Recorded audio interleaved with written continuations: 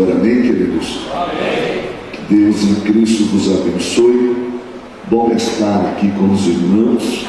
Que Deus em Cristo vos ajude. E que nós venhamos continuar ouvindo a voz de Deus, né? Eu falei para o apóstolo, boa essa palavra. Por mim, eu ficava ouvindo aqui, irmão, o tempo todo, recebendo. Muito bom. Estava gostoso. É bem-aventurado aquele que ouve, né? Eu estava ouvindo aqui, muito bom. Que Deus em Cristo vos abençoe. Meus irmãos, uma honra poder estar convosco. Vamos pensar um pouquinho na palavra do Senhor, lá no Evangelho segundo escreveu Lucas, capítulo de número 7, do verso 11 até o verso de número 17. Nós ainda estamos nessa temática pensando sobre promessa, e eu queria pensar com os irmãos à luz desse texto. Lucas 7, do verso 11 até o verso de número 17.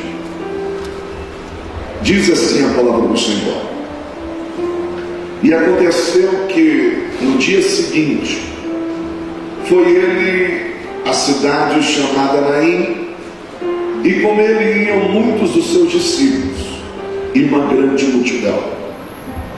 E quando chegou perto da porta da cidade, eis que levavam um defunto, filho único de sua mãe, que era viúva, e com ela ia uma grande multidão da cidade.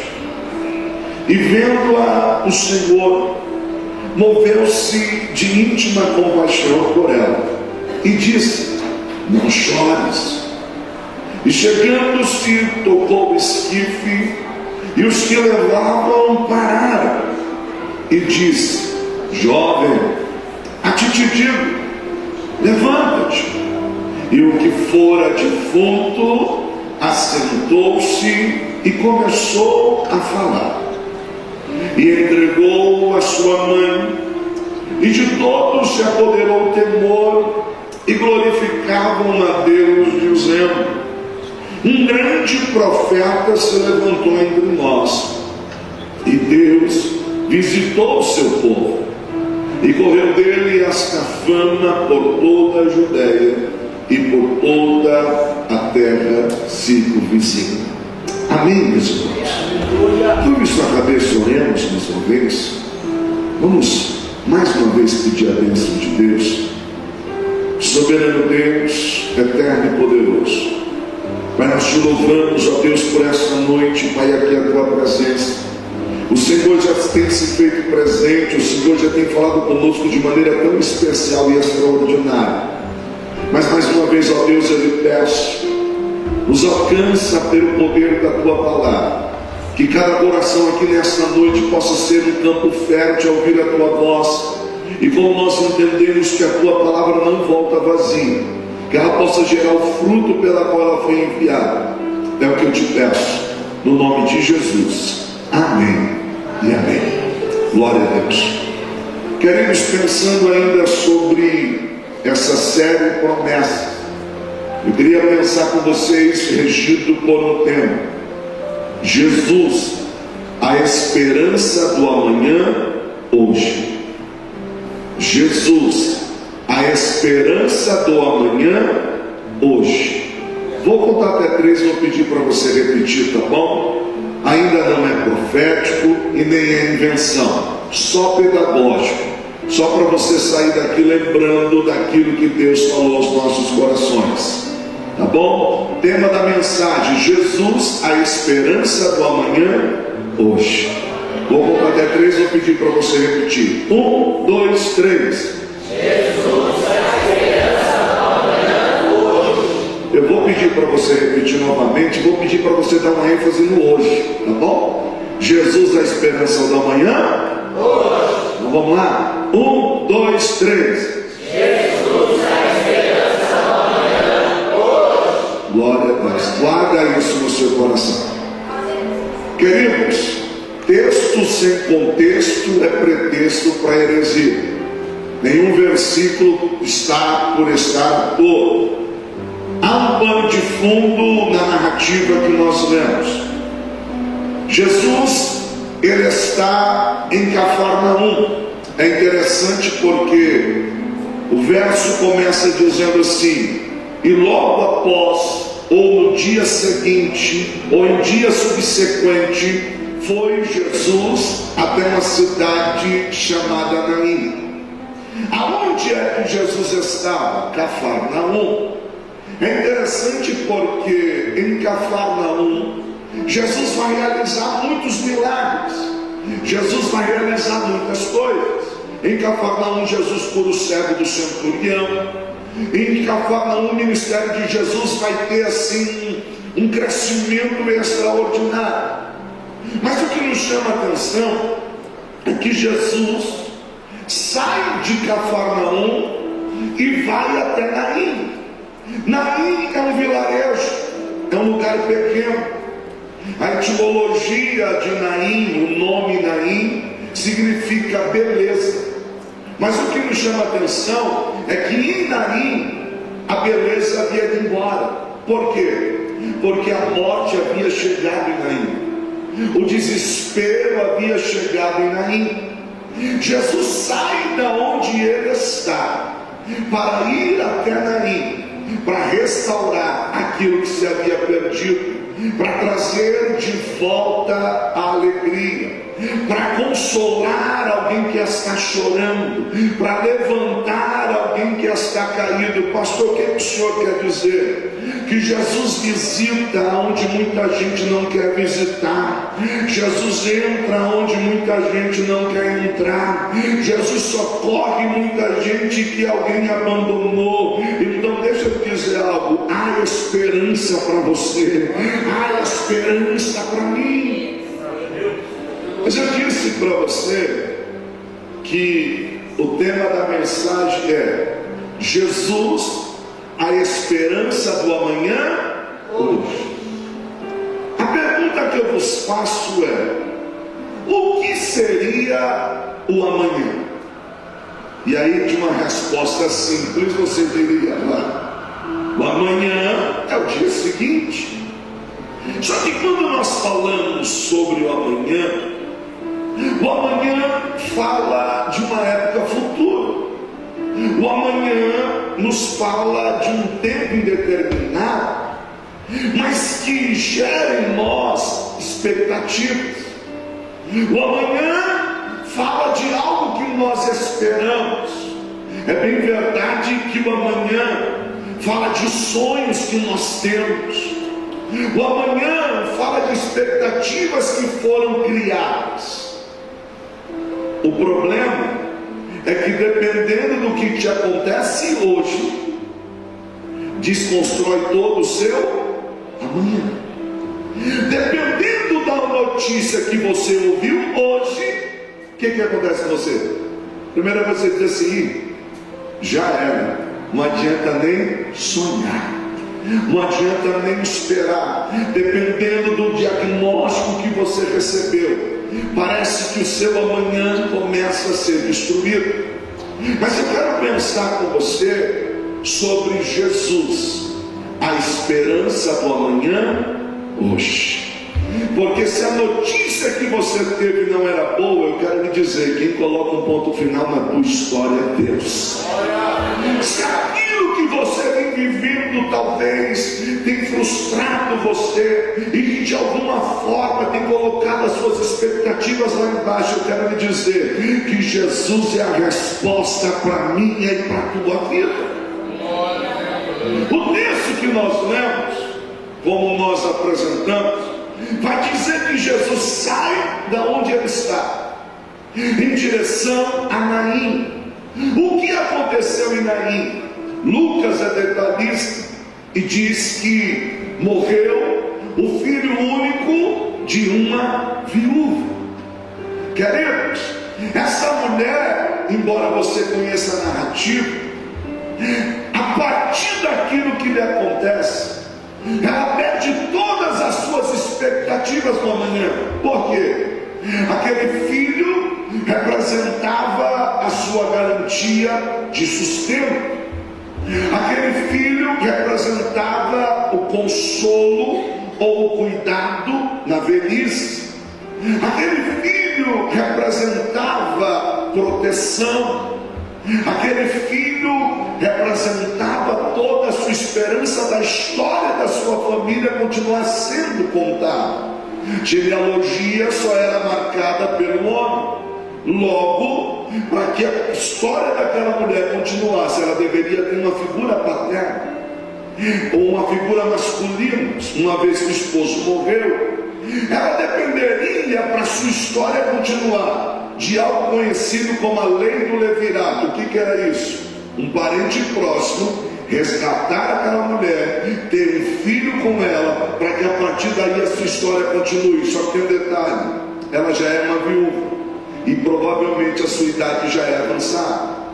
Quando aquela mulher perde aquele filho, ela simplesmente está dizendo: a minha história acabou. Para mim é um ponto final, até a hora em que Jesus vem ao seu encontro.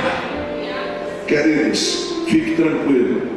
Quem te chamou foi Deus, quem te escolheu foi Deus, quem te separou foi Deus. E o Deus a quem você serve, Ele vem ao teu encontro. Pensando nisso, eu quero destacar alguns pontos que eu olho para o texto e julgo ser relevante. Primeiro ponto que eu julgo ser relevante: duas classes de pessoas seguiam Jesus. Quando nós olhamos a grosso modo, o texto vai dizer: em dia subsequente, logo depois, foi Jesus até Naim, e iam com ele os seus discípulos e numerosa multidão. Duas pessoas seguiam Jesus. O texto nos informa: discípulos e multidão. Pastor, como assim? A maioria que enxergava ao longe pensavam que todos eram o mesmo povo, mas Lucas diz: não eram mesmo. Naquele ajuntamento havia discípulos e havia multidão. Pastor, tem diferença? Tem, e muito. Por quê? A multidão é movida pelo interesse, e o discípulo é movido por um chamado. Deus não te chamou e não me chamou para ser movido por um interesse, mas ser movido por um chamado. Pastor, mas e a promessa? A promessa é consequência de quem está dentro do chamado. Deus te chamou para cumprir o chamado. A multidão estava preocupada com o pão, e o discípulo, se necessário for, ele jejua com seu mestre. A multidão observava e admirava, e o discípulo, ele se prostra e adora. A multidão se conquista, discípulo se faz. Jesus disse: ide e fazei discípulo. Vivemos em uma época que as pessoas estão preocupadas em conquistar uma multidão. Olha, eu tenho tantos seguidores, olha, eu tenho isso, mas Deus nos chamou para fazer discípulo. Faça discípulo. A multidão é só mais um, e o discípulo, ele se parece com o seu mestre. Quando eu falo sobre isso, eu lembro do Pedro. Pedro negou Jesus, e você conhece a narrativa, mas ele chega entre a fogueira, e o povo está lá dizendo assim: você é um deles, você se parece com ele. Não, não sou. Aí ele vai para o outro canto assim: você se parece com ele, você é um deles. Querido, a coisa era tão séria que quando Judas foi trair, ele diz para os discípulos, para os soldados assim: ó, aquele que eu beijar, esse é o Cristo, peguem ele. Sabe por quê? Porque eles se pareciam. Deixa eu te perguntar uma coisa: você parece com Jesus? Você é parecido com ele? Nós fomos chamados para ser discípulo. Quando Jesus está indo, ele tem os discípulos e ele tem a multidão. Mas o segundo ponto me chama a atenção. E qual é esse segundo ponto? O Senhor sempre vem ao nosso socorro. Fique tranquilo, Deus está vindo ao teu socorro. Eu não vim aqui ser pregador e lançar palavras ao vento para mexer com o teu emocional, não. Eu sei que vocês são uma igreja séria e não precisa disso. Aquela mulher não imaginava o que estava prestes a acontecer, mas o Senhor estava indo ao seu socorro. Eu quero lhe dizer que haverá resposta de Deus para a tua casa, haverá resposta de Deus para a tua família. Verso de número 12 diz: e quando chegou perto da cidade, eis que levava um defunto, filho único de sua mãe, que era viúva, e com ela ia uma grande multidão da cidade. Irmãos, aquela mulher, ela está saindo, levando a sua expectativa, levando a sua esperança, pensando que vai enterrar os seus sonhos. Mas mal sabia ela que Jesus estava vindo ao seu encontro. Que Jesus está vindo ao nosso encontro. Nós cremos. Mas existe um detalhe interessante: o tempo. E o tempo para aquela mulher era algo angustiante. Porque se ela sai pela porta da cidade, nós estamos falando dentro de um contexto de judeus, não havia cemitérios dentro das cidades, ficavam fora. E aí aquela mulher sabe que se ela sair pela porta, para ela já era, para ela acabou. Mas olha que lindo, Jesus chegou antes que ela saísse pela porta. Jesus chegou na hora certa, Jesus chegou no momento certo. Mas o problema é que talvez aquela mulher, ela, quando o filho morre, ela diz: acabou. Quando o filho é colocado no esquife, ela diz: não tem mais jeito. E quando ela está indo pela porta, o Senhor chegou no momento exato. O meu momento não é o momento de Deus, o teu tempo não é o tempo de Deus. Você está achando que o tempo já passou, você está achando que já foi, mas Ele está lhe dizendo e me dizendo: ei, calma, eu chego na hora certa, eu vou chegar na hora certa. Quando Jesus chega à porta da cidade, se você for observar ao contexto histórico, era na porta das cidades que as causas eram julgadas. Era a porta da cidade que os anciões tomavam as decisões. Era a porta da cidade que as questões eram decididas. Queridos, talvez aquela mulher, ela pensou: ao sair por esta porta, a minha história acabou. Mas antes que ela saísse pela porta, o advogado dos advogados chegou. O Senhor dos senhores chegou. Alguém diz assim: coincidência? Não, eu diria cristocidência. Deus chega na hora marcada. Querido, eu quero ser profeta da palavra para lhe dizer: talvez você tenha uma causa e você achou que essa causa está perdida, e o tempo passou e você achou que não tem mais jeito, mas o Deus que realiza milagres está aqui. O Deus que cumpre promessas está aqui. E se Ele lhe prometeu que ia fazer, Ele vai chegar na hora certa, porque Ele não é homem para que minta, nem filho do homem para que se arrependa. Porventura Ele falaria e não cumpriria. Me ajuda a pregar. Olha para alguém e diga assim: vai dar certo. Diga para ele: vai dar certo. Vai dar certo. A questão é que Jesus chegou. E quando Ele chega, por mais difícil que o cenário pareça, Jesus está indo ao encontro dela. E o que me chama a atenção, e é o terceiro ponto que eu quero pensar com você, é que o Senhor enxerga a nossa dor. Eu não sei como está o seu coração. Às vezes a gente gente dá aquele sorrisinho amarelo assim para ninguém perceber, não é? Às vezes a gente dá aquela disfarçada. Às vezes você vai chorar no banheiro para o filho não ver que você está chorando. Às vezes você disfarça para não mostrar para ninguém que você está preocupado. Mas deixa eu te dizer uma coisa, você sabia que ele enxerga a tua dor? Você sabia que ele sonda o teu coração e ele sabe exatamente como é que está o teu coração hoje?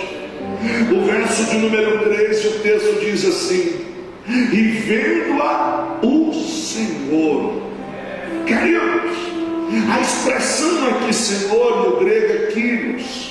É a mesma expressão equivalente no Antigo Testamento para o Yahvé, o tetragrama.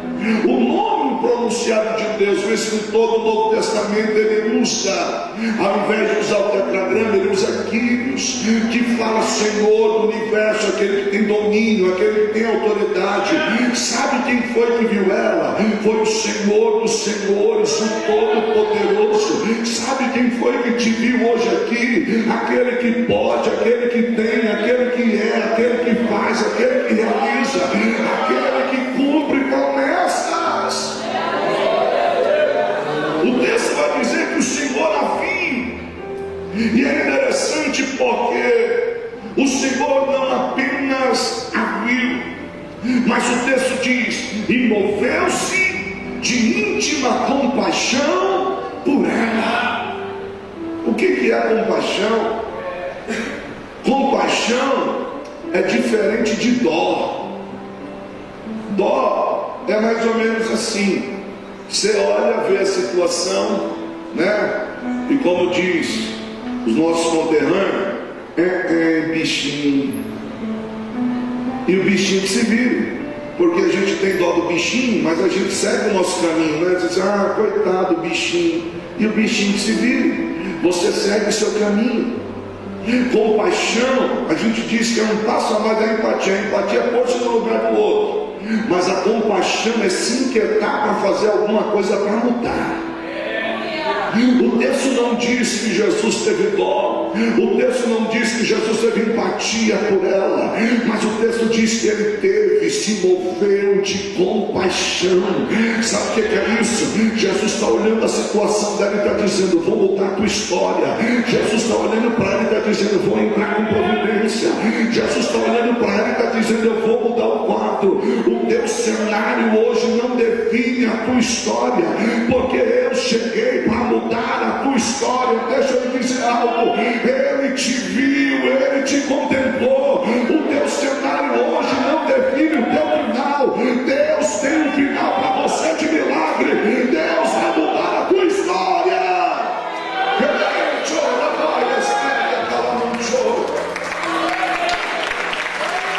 Nosso Deus é Deus de milagre. Oh, queridos, ele se moveu de grande compaixão. É interessante porque é bem provável que dentro da logística do cortejo fúnebre e do costume da época, provavelmente essa mulher ela vinha à frente, porque ela não tinha ninguém. Então ela estava vindo com vestes de luto, vestido de sacos, jogando cinza sobre a cabeça, e ela vem lamentando. O que eu acho lindo é que ela está saindo, carregando os seus sonhos, carregando as suas expectativas, carregando a sua esperança para enterrar. E Jesus vem na contramão e dá de frente com ela. E Jesus olhou para ela: ô irmão, deixa eu te dizer uma coisa. Jesus veio na contramão do teu problema para dizer para você: calma, calma, não desespera, haverá milagres da parte de Deus. Ele não apenas enxerga a nossa dor, como eu queria pensar com você num quarto ponto dessa mensagem, ele enxuga as nossas lágrimas. O verso de número 13 diz que quando Jesus a ver. Se move de grande compaixão por ela, de íntima compaixão, e diz para ela: não chores.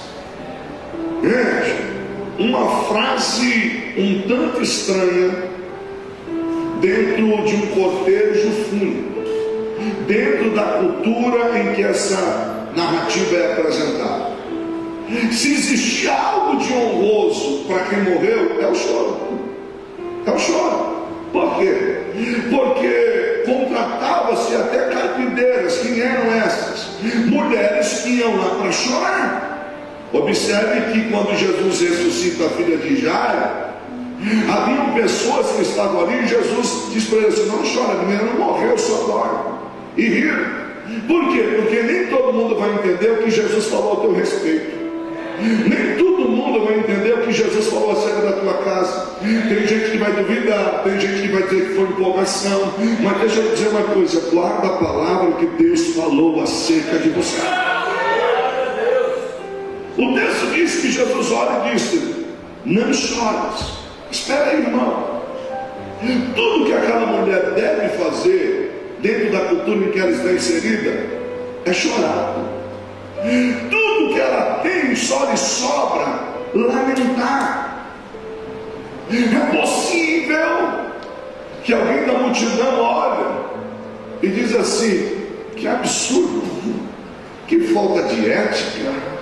Como é que ele pode dizer para ela parar de chorar? O que ela tem que fazer é lamentar. Queridos, mas deixa eu dizer uma coisa: às vezes a gente não vai entender, mas acredita na palavra que ele falou ao teu respeito. A expressão não chores pode ser traduzida por pare de chorar. Queridos, quando Jesus está liberando a palavra sobre a vida desta mulher, certamente ele sabe o que está por fazer. Ela ainda não sabe, ela ainda não imagina, mas quem liberou a palavra tem o controle da situação. Então, mesmo que você não esteja entendendo, mesmo que o cenário seja contrário, guarda a palavra, segura a palavra, toma posse dessa palavra. Ele é Deus que enxuga as nossas lágrimas. Eu não sei quanto tempo você vem chorando, eu não sei quanto tempo você está lamentando, mas há uma palavra de Deus para nós nessa noite: é tempo de enxugar as tuas lágrimas. O tempo de cantar há de chegar sobre a tua vida. Nós estamos numa série Cumprimento de Promessa, falando sobre promessa. Talvez você entrou aqui hoje e disse assim: Senhor, mas até quando? Será que vai ser sempre assim? Será que vai ser sempre desse jeito? Ele tem uma palavra para você: não chores. O tempo de cantar está chegando. Deus é Deus do impossível. Deus é Deus do sobrenatural. Ai, irmão, eu sinto a presença de Deus para lhe dizer: um tempo novo está chegando. Um tempo novo está chegando. É que os dias são tão difíceis que alguém até diz assim: ó, não é bom ficar pregando assim, porque aí você joga uma emoção no povo. Não é emoção, não, é a palavra. É a palavra. Se nós não cremos na palavra, o que será de nós? Se nós não acreditarmos na palavra, o que será de nós? Eu vivi na época da minha vida que eu lembro, nós precisamos de um milagre da parte de Deus. O lugar onde nós estávamos morando na época, faz bastante tempo isso, nós morávamos de aluguel, a imobiliária pediu a casa, e Deus usando pessoas dizendo assim: vou tirar vocês daí para um lugar que vai ser de vocês. E eu dizia amém. Irmão, se Deus usava um, Deus usava outro, usava irmão, eu ia pregar do outro lado da cidade. Deus usava alguém, ou por último Deus usou alguém dizendo assim: irmão, eu vejo o irmão dentro de um caminhão. Eu disse: Jesus, eu já estou até dentro do caminhão, mas cadê a promessa? Glória a Deus. O irmão está dentro de um caminhão. Eu disse: Jesus, cadê o caminhão? Cadê as coisas? E um dia meu coração adoeceu, porque eram tantas promessas e eu não via nada acontecer. Um dia eu falei para Deus assim, eu disse: Deus, se for para mim continuar pregando sobre ética e bons costumes, deixa eu aqui no meu cantinho. Não que isso não seja bom, não que isso não seja importante. Nós pregamos sobre ética, sobre conduta, mas eu disse: Deus, eu creio num Deus que é Deus de milagre. Eu lembro que nós estávamos numa campanha de oração, nós não tínhamos a rama, Rebeca era pequenininha, novinha. Eu, Cláudia, Lucas e Rebeca, como a imobiliária tinha pedido a casa, nós embalamos tudo dentro de casa, sem saber para onde ir, tudo dentro de caixa. Aí alguém ia nos visitar e dizia assim: vocês vão voltar? Eu disse assim: vamos. Eu disse: para onde? Eu disse assim: então, eu só não sei ainda. Aí Deus falou com a minha esposa assim, ela chegou para mim e disse assim: Anderson, Deus falou comigo, não é para nós procurarmos nada, é só para nós louvarmos. Aí eu disse: tá bom. Aí começamos uma campanha de louvor, uma coisa de crente, né? Aí nós quatro, vamos, cada um escolhe um hino, escolheu um hino, a gente cantava em cima das caixas. A gente cantava, orava, passou um mês, chegando 2 meses, e a gente na campanha só cantando. Alguém olhava, pessoal, família, próximo, pai, mãe, ia lá e olhava assim: eu sei que vocês têm fé, nada contra, não, mas é importante procurar também. E aquilo entrava dentro da gente assim: Senhor, será que eu estou errado? Eu acreditei naquilo que o Senhor me falou, eu criei naquilo que o Senhor me falou. Teve um dia, final do ano, último dia do ano, eu disse para Deus assim: Deus, eu cansei, eu não vi nada. E eu disse: Deus, eu vou parar de pregar sobre milagre, eu vou ficar no meu cantinho, porque eu prego sobre milagre, mas eu não vivo milagre. Não, Deus, eu vou parar. Nós fizemos a oração. Não, aquele dia foi o último dia da campanha de louvor mais doído que a gente, sabe, que cantar um hino chorando. E aí eu sempre trago isso, que naquele dia chorou Cláudia, chorou eu, chorou Lucas, e a Rebeca era novinha. Quantos anos ela tinha, irmão? 3 aninhos, a Rebeca tinha 3 aninhos. E ela chegou para a mãe dela, olhou e disse assim: mãe, está todo mundo chorando, eu não consigo chorar. E ela chorou porque não conseguia chorar, mas chorou. E naquele dia eu disse: Deus, eu vou ficar no meu cantinho. Glória a Deus. Terminamos a oração, meu telefone tocou. Glória. Alguém disse assim: nós oramos, e amém.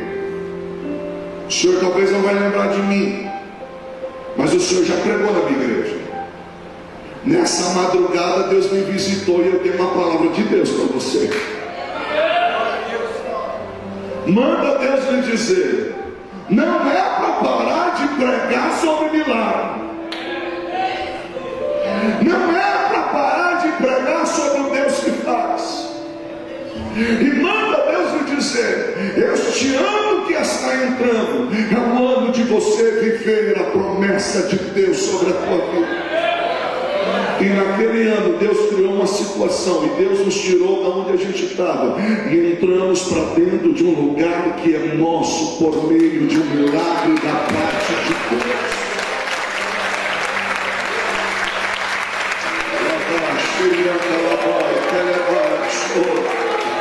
Se Deus falou para você: não chores, Ele é Deus de milagre, Ele é Deus de providência.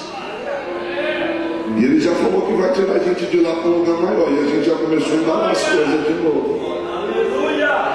A gente precisa, os meninos cresceram, veio mais um, agora não dá, né, irmão? Teclado, violão e um monte de coisa, a gente se trombando. Deus disse assim: não, vou tirar vocês de lá. E todo dia diz assim: Jesus, cadê a promessa? Jesus, cadê a promessa? E ele começa a usar um, falar ao irmão, e paz com vocês, eu já estou na mudança de novo, só não chegou, mas Deus já usou dizendo assim, eu vejo vocês numa mudança, pregando na zona leste, o irmão chegou e disse assim, eu vejo vocês numa mudança, eu disse, Jesus, olha o caminhão de novo, mas cadê a promessa? Mas se ele liberou algo sobre a tua vida, ele é fiel para cumprir, ele é poderoso para fazer o sobrenatural. Irmãos, nós estamos aqui em uma série de promessas, e o Deus que te prometeu é fiel para cumprir. Quando Jesus liberou uma palavra sobre a vida daquela mulher, e ele disse, não chore. Eu quero pensar com você no quinto ponto dessa mensagem. E qual é o quinto ponto? Ele muda as circunstâncias. Queridos, verso de número 14. E chegando-se, tocou o esquife, e os que levavam pararam, e disse, jovem, a ti te digo, levanta-te. E o que fora defunto assentou-se e começou a falar. Mas olha que interessante, irmãos, a interrupção num funeral era uma violação patente da lei e do costume judaico. Queridos, ninguém poderia tocar no esquife. Por quê? Porque tocar no esquife era se expor à impureza. Número 19, 21 e 22. Quem tocasse no esquife tornava-se impuro. Ou seja, queridos, tocar no cadáver era impureza da semana. Então ninguém ia à frente de um cortejo fúnebre.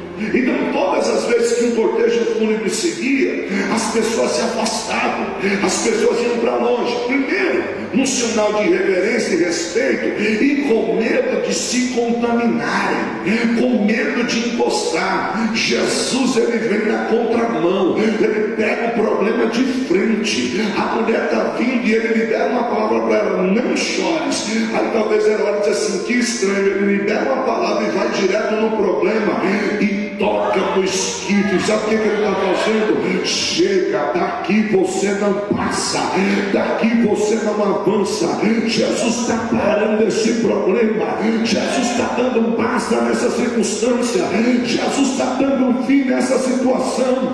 Você chorou até hoje, você lamentou até hoje, mas hoje ele está vindo ao teu favor e está dizendo, eu vou mudar esse quadro.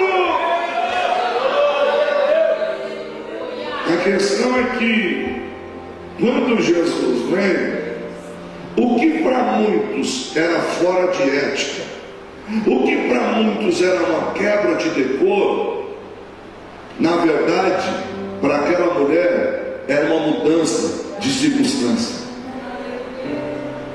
Tem uma multidão do lado olhando e dizendo assim, o que é isso? Como é que pode alguém chegar e fazer isso? Que falta de ética, que falta de postura. E Jesus está lá dizendo assim, vocês não estão entendendo o que eu estou fazendo. Eu vim aqui para mudar a história dela. Glória a Deus. Não espere que as pessoas entendam. Não espere que quem está próximo de você entenda. Não espere que a multidão que te rodeia, não espere que a multidão que acompanhou o seu cortejo fúnebre venha entender. Simplesmente fique com a palavra que ele te liberou. Ele liberou uma palavra e a palavra dele é não chores, não chores. Oh querido, eu fico pensando que quando ele interrompe o cortejo, talvez tenha uns murmúrios e alguém questionando, e eu penso que aquela mulher olha e diz assim, eu também não estou entendendo nada, mas de tudo aquilo que eu ouvi, essa palavra está me dando um ânimo, não chores. Eu não sei quem ele é, mas eu posso lhe dizer, a palavra dele não volta vazia. Queridos, você não precisa ver, você só precisa guardar a palavra que ele te falou. Pensando nisso, eu olho e vejo Jesus tocando no esquife. Pastor, Jesus tocou no cadáver? Não, Jesus tocou no esquife. Por quê? Porque ele sabe onde precisa tocar para restaurar aquilo que está caído. Tem áreas da nossa vida que Jesus só toca numa pontinha e dá vida em nós. Você já viu alguém que estava quase morto espiritualmente e Jesus só tocou numa pontinha de alguma coisa? Na hora que tocou na pontinha de alguma coisa, ele, deixa eu voltar depressa, deixa eu me achegar a Deus. Ei, Jesus sabe onde tocar para dar vida, fique tranquilo. Jesus sabe onde tocar para restaurar. Jesus então toca no esquife. E aí eu quero pensar com você no sexto ponto dessa mensagem. E qual é o sexto ponto dessa mensagem? Ele dará ordem ao teu respeito. Ele não apenas interrompe e para o cortejo, mas ele está prestes a dar uma ordem. E a partir dessa ordem, todo o quadro vai mudar. Verso de número 14. E chegando-se, tocou o esquife, e os que levavam pararam. E aí ele olha e diz: jovem, a ti te digo, levanta-te. Gente, quando Jesus parou o cortejo, já foi algo surreal. Por quê? Porque tem alguém olhando e dizendo assim: está impuro. Nossa, que fora de ética. Aí imagina a cena: Jesus não apenas para o cortejo e começa a gritar com o defunto. Já parou para imaginar a cena? Alguém do lado dizendo assim: pirou. Além de atrapalhar a cerimônia aqui fúnebre, camarada está gritando com o defunto. Não basta ter interrompido, agora está falando com o morto. Eles só esqueceram que quem está ali tem autoridade. Quem está ali é poderoso para fazer infinitamente mais de tudo aquilo que nós pedimos ou pensamos. Deixa eu lhe dizer uma coisa: aquilo que o olho não viu, que o ouvido não ouviu, que nem subiu ao coração do homem, são aquilo que Deus tem preparado para aqueles que nele esperam. Mas o verso 10 lá de 2 Coríntios diz, de 1 Coríntios 2: mas Deus a revelou a nós pelo seu Espírito. Sabe o que Deus está dizendo? Fica tranquilo, haverá milagre, haverá milagre, haverá milagre. Quando Jesus grita com o defunto, porque na verdade, se você olhar a construção da frase, o verbo aí levantar está no imperativo. Levanta-te é uma ordem, e se é uma ordem, não importa quanto tempo morreu, não importa se está gelado, se isso ou aquilo. Quando ele dá uma ordem, um milagre acontece. Se Deus liberar hoje uma ordem ao teu favor, irmão, aquilo que está retido vai ser liberado, aquilo que está travado vai ser destravado. Deixa eu te dizer uma coisa: tem gente aqui nesta noite que tem uma promessa, tem processo que está parado, tem processo que está retido, e Deus está dando uma ordem ao teu favor. Aquilo que estava parado vai ser destravado hoje. Você vai contar o testemunho, o nome de Deus vai ser glorificado. Quando Jesus disse levante-se, o texto vai dizer: e o defunto sentou. Irmão, você já viu o defunto sentar? Se vê, sai correndo, né? Imagina, se vê o defunto sentar, você corre. Mas olha que interessante, o texto diz: e o que fora defunto sentou. E o texto diz: e começou a falar. Oh, queridos, eu imagino a cena. Só fala quem está vivo. Só fala quem está vivo, só se mexe quem está vivo. Sabe o que, que Jesus está dizendo para aquela mulher? Calma, eu cheguei para mudar a tua trajetória, eu cheguei para virar o teu cativeiro, eu cheguei para mudar a tua situação. Jesus é a esperança do teu amanhã hoje. Pastor, por que o senhor está dizendo isso? Porque aquela mulher saía levando o seu filho, e talvez ela dizia assim: hoje a minha história acaba, hoje os meus sonhos vão por água abaixo, hoje eu não tenho mais nenhuma expectativa. Jesus disse assim: eu restauro o teu amanhã hoje. Eu cheguei para mudar a tua história hoje. É hoje que Deus tem milagre para a tua vida. É hoje que Deus tem restauração. E eu queria pensar com você de maneira bem rápida, para não ser cansativo aos irmãos, num sétimo e último ponto da nossa reflexão. Ele não apenas vem ao nosso socorro, Ele não apenas enxerga a nossa dor, Ele não apenas enxuga as nossas lágrimas, Ele não apenas, irmãos, dá ordem ao nosso respeito, mas eu quero lhe dizer que Ele tem restituição. Verso 15 diz assim: e sentou-se o que estivera morto e passou a falar, e Jesus o restituiu à sua mãe. Você crê que tem restituição de Deus para a tua vida hoje? Jesus é a nossa esperança do amanhã hoje, porque só Ele pode nos restituir. Pessoas podem ter te prometido e esquecido. Pessoas podem até ter falado para você: olha, quando eu estiver lá, fica tranquilo, é nós. Só que o tempo passou, outras coisas entraram como prioridade e parece que você foi ficando para trás. Mas eu quero dizer que há restituição da parte de Deus para as nossas vidas.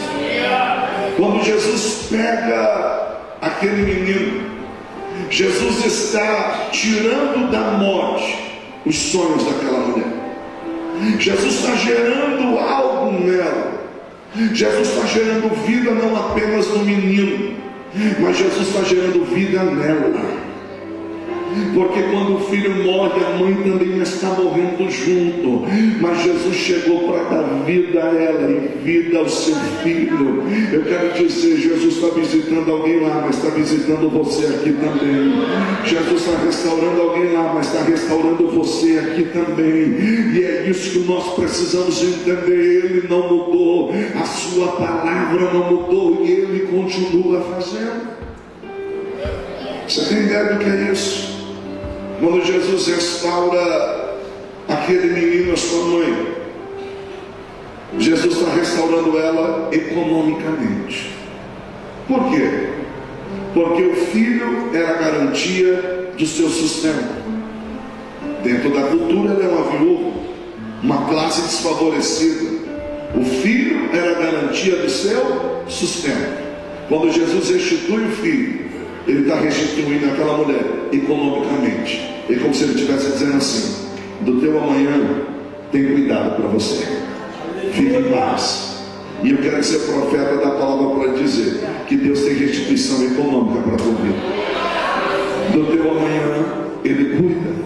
Ele é Deus da providência. Ele cria situações, Ele abre porta onde não tem porta, Ele cria circunstâncias. Irmão, Deus é Deus de milagre. Deus é Deus que age nas pequenas coisas.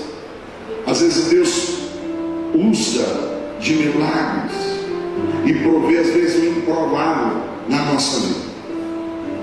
Eu disse para você que quando Deus nos tirou de onde a gente estava, o lugar onde Deus nos deu para morar, foi um milagre de Deus, porque a gente já não tinha para onde ir. E alguém me encontrou e disse assim: me ajude em oração, porque eu tenho um imóvel assim, eu preciso vender. Eu disse: tá bom, ajuda em oração. E de repente, eu falei, depois eu conversei com a minha esposa, eu falei para a minha esposa assim: eu vou perguntar para a pessoa onde que é o imóvel dela e vou perguntar se eu posso dar uma olhada. E aí dei uma olhada e falei para a pessoa assim: eu não interessei, mas eu vou no banco conversar lá para ver o que eu consigo. Aí na época a minha gerente disse assim: senhor Anderson, o senhor quer um financiamento imobiliário? Isso não tem. Não, tem que ser por outros meios. Falei, tá bom.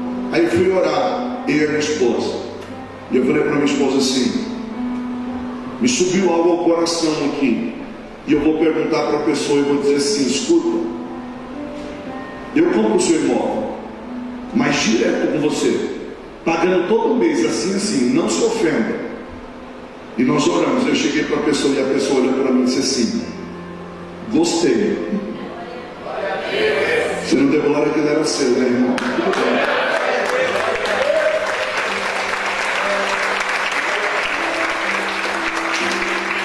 Aí a pessoa falou assim: tudo bem, vamos fazer. Eu vou orar, você ora. E aí eu estou encurtando o testemunho. E aí na hora que eu fui pegar a chave, a pessoa pegou e colocou a chave na minha mão e disse assim: deixa eu te falar uma coisa, eu só estou fazendo isso porque Deus mandou eu fazer. Vieram pessoas para pagar à vista, vieram pessoas para oferecer propostas, isso, aquilo, e Deus me mandou fazer para você. Vamos aqui. E aí na hora que eu peguei a chave, eu lembrei de um sonho que Deus me deu. Porque quando Deus me chamou para viver para Ele integralmente, eu disse para Deus: Deus, eu moro de aluguel, como é que eu vou fazer se eu precisar disso e daquilo? E eu sempre orava assim. E um dia eu tive um sonho, e Deus falava comigo num sonho na madrugada e dizia assim: eu sou o teu contrato social. Quando eu peguei a chave na mão, eu lembrei do sonho que Deus falou comigo assim: eu sou o teu contrato social. Deixa eu lhe dizer uma coisa, irmão: Deus é Deus de restituição. E ainda que você não veja saída, ainda que você não veja como, Ele é Deus de milagre. Ele usa o improvável. Mas eu dei minha palavra como servo de Deus, e eu falei para minha esposa assim: a gente passa o que passar, a gente honra o compromisso. A gente honra o compromisso. E ela disse, e a minha esposa mais do que eu. Passou-se, vai passando o tempo. E teve um dia que a coisa estava apertada, difícil. Nós pegamos assim: o que nós vamos pagar, a gente não compra mais nada, mas a gente honra o compromisso. Coloquei no envelope, a gente tinha o recibo, como nós combinamos, tudo direitinho. Saí de casa e disse: Deus, nós vamos honrar o compromisso. Cheguei para a pessoa: está aqui. A pessoa pegou, abriu o envelope, contou, colocou no envelope, assinou o recibo. Deus abençoe. Aí pegou o envelope e colocou na minha mão de volta e disse assim: agora vai para o mercado, que Deus mandou você para o mercado.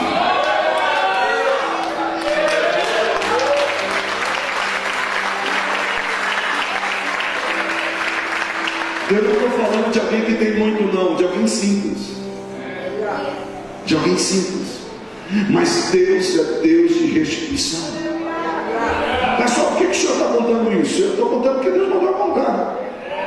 Que eu até achei que eu ia pregar hoje avivalista. Mas é Deus que cumpre promessa. Quando Jesus restitui aquele menino à sua mãe, Jesus está restituindo ela socialmente. Por quê? Cultura judaica. Os mais novos cuidam dos mais velhos. Aquela mulher não tem ninguém. Aí Jesus está restituindo o filho e está dizendo assim: calma, do teu amanhã eu cuido. Você entrou aqui hoje e está preocupado: Senhor, quem é que vai cuidar de mim? Você tem um Deus que cuida de você nos mínimos detalhes. Você tem um Deus que te dá livramento. Você tem um Deus que tem te segurado pela mão e tem te sustentado até o dia de hoje. Quantos livramentos Ele não te deu?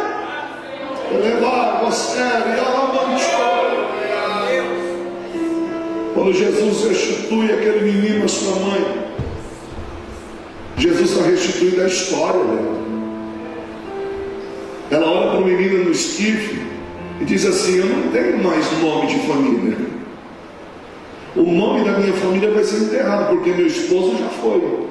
E agora se encerra a história da minha família. Aí Jesus pega o menino: vem aqui, Rama, ajuda o pai, vem aqui, Rama. Só para você entender o que é que Jesus faz.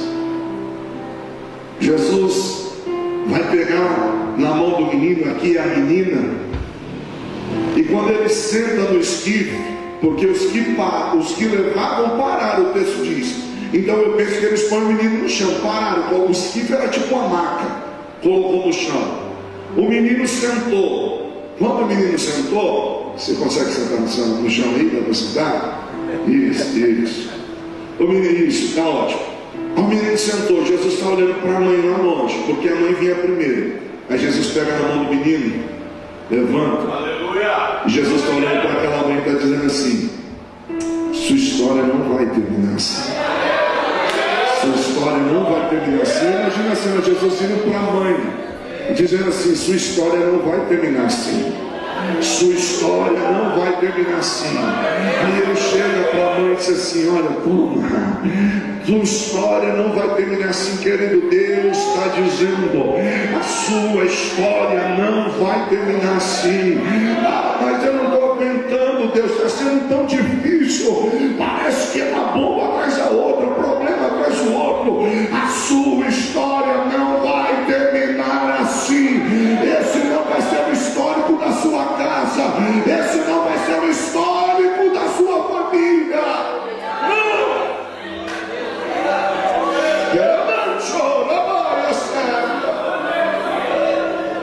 Oh, querido, sabe o que Jesus está restituindo àquela mãe? Emocionalmente. Irmãos, eu não sei quanto que aquela mulher já chorou. Eu não sei quanto aquela mulher já sofreu.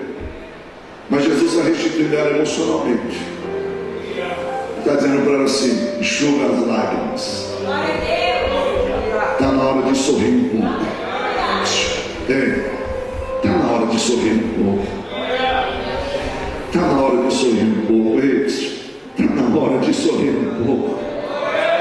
O coração está muito amargurado, está muito sofrido. Está na hora de sorrir um pouco. Sabe o que eu acho lindo?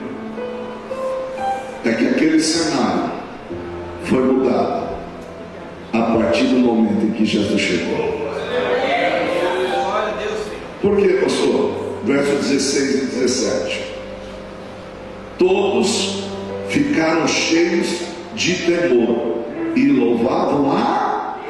Ué, não era choro de perda? E agora mudou. Todos estavam louvando a Deus. Vem para cá, Cláudia, vem aqui, minha equipe de fé. Aleluia. Deixa eu dizer uma coisa para você. O povo louvava a Deus. E olha o que o texto diz: um grande profeta se levantou entre nós.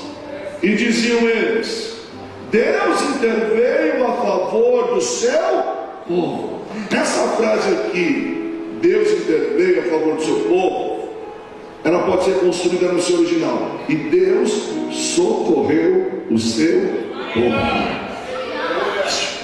Tem socorro da parte de Deus para o povo. Ó, avisa a multidão que não é mais dias de luto, agora é dia de culto de ação de graça. Avisa a multidão que Deus chegou. Deus veio ao teu encontro. Ele é Deus de milagre. Ele é Deus de milagre. E nós vamos adorá-lo nessa noite. Você pode ficar de pé só para parecer que está acabando. Nós vamos adorar Ele. Nós vamos glorificar Ele nessa noite. Ele é Deus de milagre. Ele é Deus de restituição. Aleluia.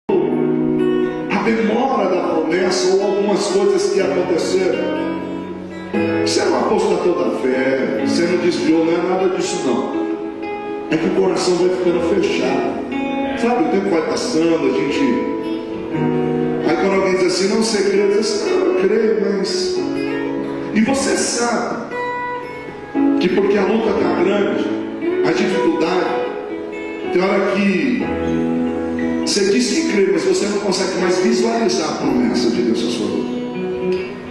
E eu queria orar por você, mas eu quero lançar esse desafio. Eu quero que você venha aqui à frente e nós vamos orar por você. Irmãos, isso aqui não é para te envergonhar, não. É porque pela manhã Deus falou isso comigo. Disse assim: olha, você vai orar por você. Ei, irmão, eu não posso fazer nada, eu não posso. Mas nós estamos diante de um Deus que é poderoso, que não mudou. De um Deus que realiza, que faz, que cumpre promessas. Então, se eu fosse você, irmão, eu pedi ajuda dele agora. Se fosse você colocar a mão no teu coração e dizer assim: Deus, me ajuda a crer, Deus, me ajuda a confiar. Oh Deus, está difícil, mas eu creio na tua palavra. Abre o teu coração para ele, fala, usa as tuas palavras. Oh Deus, aqui está pessoas. Oh Espírito Santo, está vidas.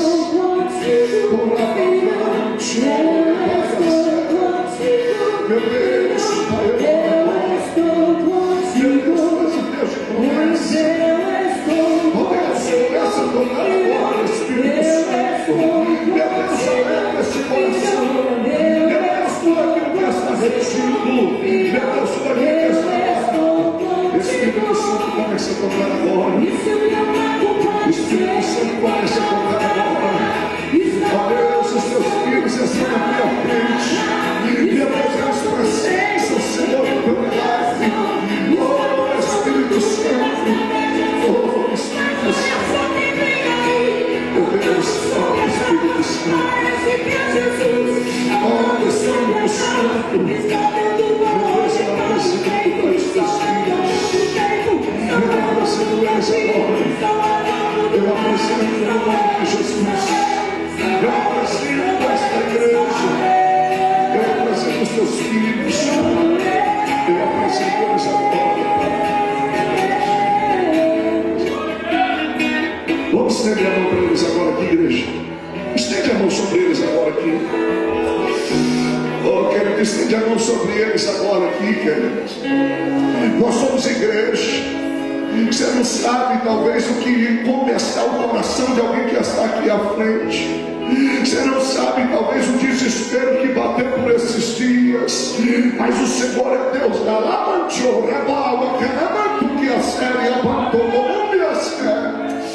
Oh, estende a sua mão, começa a ministrar a vida deles agora, vai.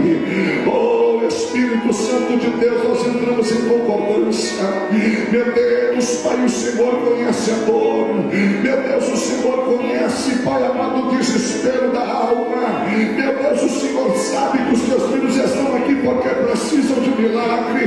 Meu Deus, também invoque o Senhor colocou no coração do teu servo esta série de mensagens, Senhor, esta série de cultos, Senhor. Nós clamamos ao Deus o impossível, nós clamamos ao Deus o sobrenatural. Oh Deus, começa a doutrina agora.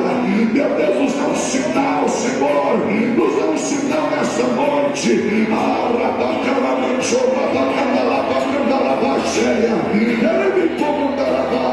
Meu Deus, toca, toca, toca, toca, alegra, alegra o coração em nome de Jesus.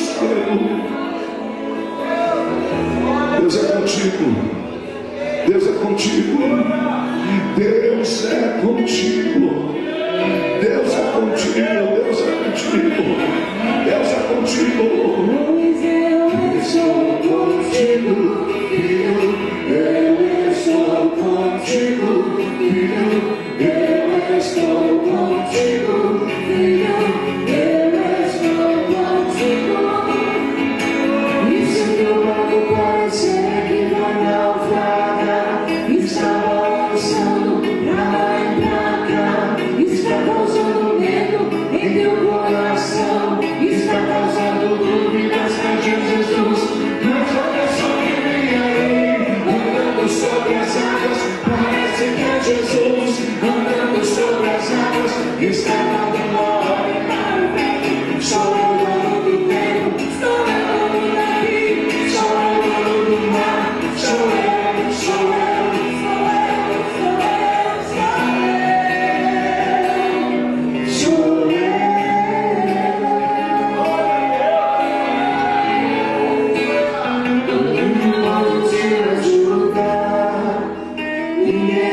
pode te levantar, mas se Deus tem plano contigo, ninguém impedirá. Irmãos, nós somos uma grande família e eu só faço como Deus manda. Eu tenho muito medo de querer pregar para fazer movimento, mas nós somos uma família, não somos uma família? Então eu queria pedir, você que está lá na igreja, que você viesse e abraçasse um desses irmãos aqui e dissesse para ele assim, para ela: estamos juntos. Você pode fazer isso? Dá um abraço. Nenhum dos irmãos que vieram aqui à frente, faz isso, irmão. Nós somos uma família. Fala isso. Diz para ela, para ele, diz assim: olha, estamos juntos, viu? Abraça ela, diz assim: ó, Deus te abençoe, Deus te abençoe, Deus te abençoe. Isso. Tem mais gente aqui na frente, aqui, ó, isso. Dá um abraço nele, um abraço nela aí, ó. Oh. Isso.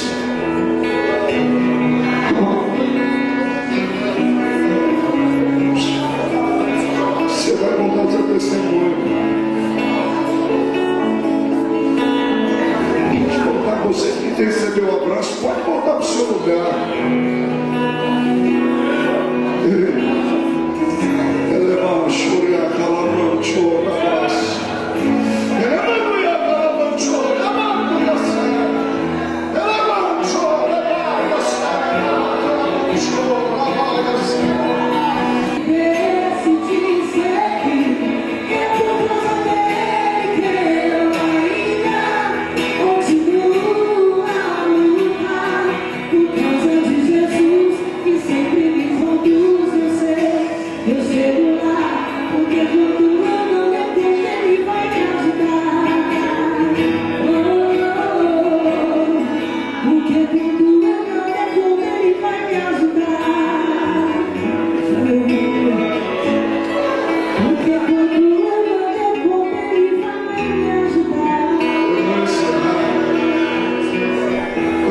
Dizer comigo assim, vou contar até 3, a gente vai dizer assim: ó, Jesus é a esperança do amanhã hoje. Vamos fazer isso? Mas faz uma alegria. No 3, Jesus é a esperança do amanhã hoje. Mas só por que hoje? Porque foi hoje que ele falou com a gente. No 3, 1, 2, 3. Jesus é a esperança do amanhã hoje. Tudo que Jesus merece. Deus te abençoe.